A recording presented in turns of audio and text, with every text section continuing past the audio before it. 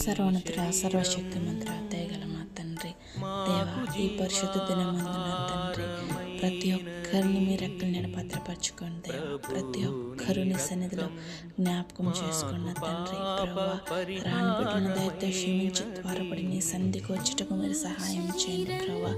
దేవా, ఏ విషయమును బట్టి వారి సన్నిధికి రాలేదు నా తండ్రి, వారిని దయతో క్షమించి మరి ఒక్క వారమైన వారిని సన్నిధిలో జ్ఞాపకం మీరు కనపడలాగిన మీరు సహాయం దయచేయమని నా తండ్రి. నా దేవ బాప్తీసం తీసుకున్న వారు నా తండ్రి నీ రక్తమును దేవా నీ శరీరమును పుచ్చుకుని చుండగా దేవా వారికి తోడై ఉండమని దేవా, నీ శక్తితో నీ బలముతో నింపమని నా తండ్రి.